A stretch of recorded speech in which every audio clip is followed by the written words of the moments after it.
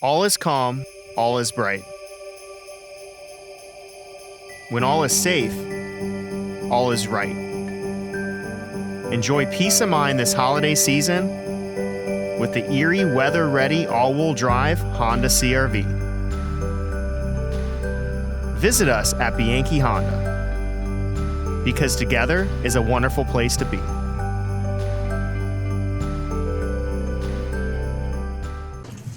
Welcome back. It is the Tuesday edition of the Sports Blitz. Time now for the Gannon Golden Knights Coaches Show. He is Kelvin Jefferson, and I feel like I saw you like 10 hours ago. Maybe less than that, but yes.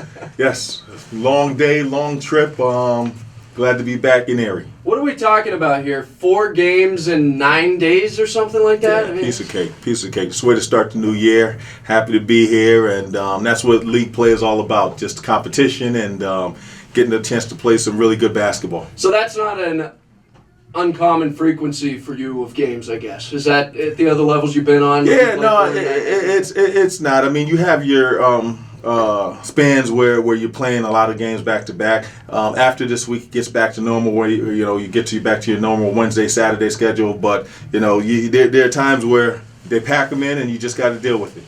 It's funny if you circle something, we talk about something you're going to work on throughout the week. Usually, you see it come to fruition in the next game, but then it might be something like you're getting Maxi Andreatta back into the fold in this game against Pitt-Johnstown. Mm-hmm. It's like just a wrench. It's a wrench. Yeah. No, I mean, and again, we have to stay fluid. We have to be ready for all the moving pieces. And that's part of the coaching, part of basketball. I mean, it changes from day to day, it changes from game to game. But think people like Maxie, we're glad to have him back. We have to get him back in game shape, and we have to adjust. Kevin's been out the last few games. Hopefully, he'll be working himself back into the lineup soon. But again, it's a constant motion and what we're trying to accomplish. Just to be out there, just to take up space, it helps out. I mean, it's something when you fire up a 6'11" Andreatta and a 6'10" Terzi, throw him in the game.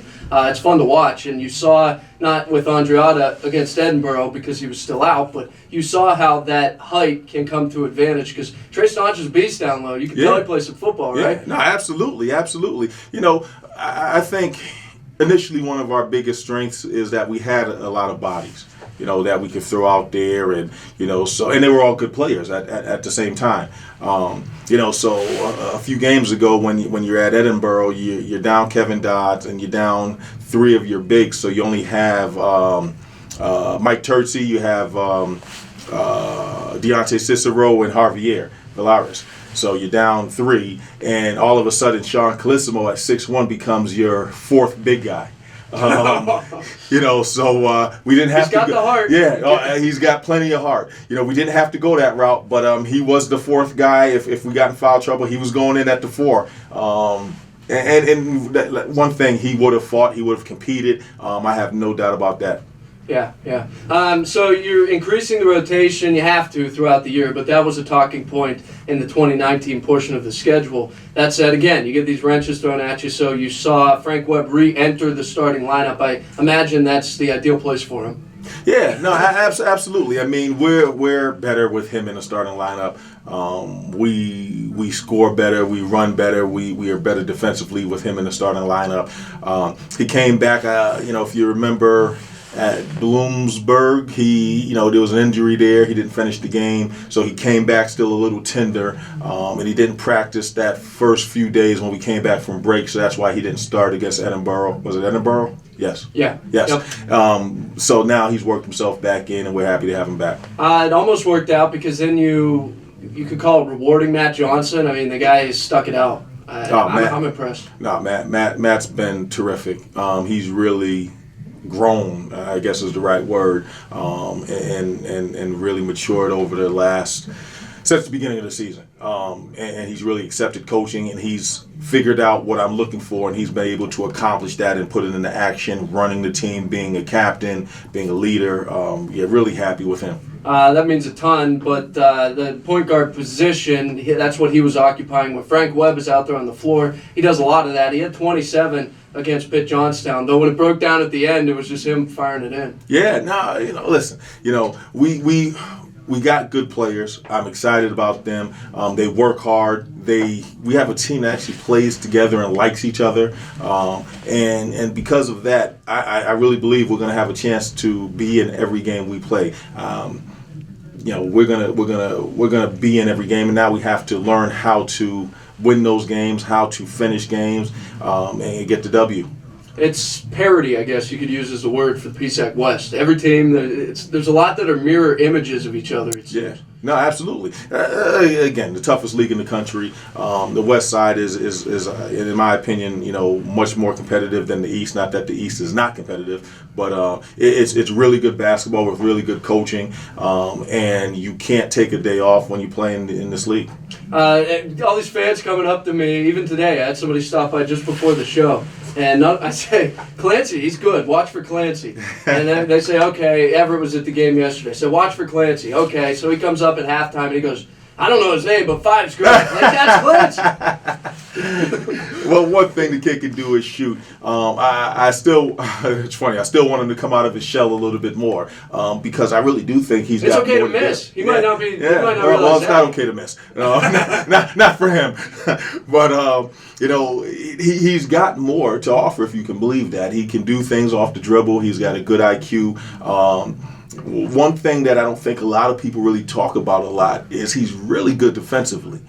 He understands defense. He understands where to be and how to play different situations. He's becoming quickly one of our better defenders. When Deontay Cicero started up this scoring streak, I thought, he's probably got to establish some confidence. He looks no different now that he's scoring. Maybe a little bit more confident, but I don't think confidence was ever the issue. No. He's just putting the ball up, and he's a scorer. He's a scorer, and he's always been a scorer. That's something he can do. I mean, it's just natural. His ability to score one-on-one in the post, he's probably our best at that. We're looking for him in the post. We're running offense to get him the ball in the post, and he's putting the ball in the basket. He's doing exactly what we need him to do. He draws so much contact too. Yeah, no, I mean he gets to the line. I mean, I want to say yesterday he shot 11 free throws. Now, he's got to make a few more, but I mean I think he was 8 for 11 from the free throw line yesterday, and he's just very hard to guard in there. Savvy vet, that's what I call him, savvy vet. 51% is what you shot, 57 shots. Obviously, you're happy with 51%. Is 57 enough? Do you talk about that? Well, and this is what I said. We just met. I told the guys we actually scored enough to win the game. Offense is not our problem. For the first time, I wasn't really happy with our defense. That's something I thought we've hung our hat on, and we've been pretty good. But for the first time, our defense left a lot to be desired yesterday, especially down the stretch. I want to say they hit 3 or 4 open threes. There was some breakdown in transition defense. There was some breakdown with matchups, and that's not indicative of who we are. So that was a little disappointing, but offensively we're scoring enough. I mean 80 points or whatever we scored is plenty to win a game. Yeah, I don't know if there's enough. That's why I keep asking. Don't forgive me, but 57 in football, if you throw the ball 57 times, everybody be talking about why are you throwing the ball that much. So I don't know if there's those benchmarks you look for. I think so. Well, like I said, I mean, we shot a pretty good percentage. If you're shooting over 50%, that's pretty good from the floor. We missed 10 free throws. That hurt us. That definitely hurt us yesterday. We missed 7 in the first half. That's crazy. You missed more free throws than 3-pointers. How about that? 10 for 14 from 3. Well, it helps when Clancy's 4 for 4. Yeah, it does. He's Kelvin Jefferson. So Seton Hill coming to town Wednesday, Saturday. You get your first look at IUP. We all quiver when we hear the letters IUP that they're coming to town. So I imagine you're doing the same, right, Coach? Oh, well, you know what? I give everybody respect, but I will go to war with my guys any day of the week, and we are excited to play anybody. And I tell our guys, we respect everybody, we fear nobody, and whenever we step on the floor, I expect us to win. And I don't care if that's IUP or St. Bonaventure's, Indiana. We expect to win the game, and that's going to be our approach if it's Seton Hill or IUP. Seton Hill coming off a win too. Absolutely. I mean, and again, I mean, this is a big game for us, and I've said it before. The biggest game of the year is the next game. and that's Seton Hill at this point. And we have a chance to continue to do something special here. We're fighting, and I think it's a three-way tie for second place. We have a chance to do something special, and we control our own fate. And Seton Hill is good enough to beat anybody at any time, and we need to step on the court ready to play tomorrow. He's the head coach, Kelvin Jefferson. They're back at it Wednesday at the Mill, 7:30 tip time. Good luck, Coach. Appreciate it. Thank you, sir.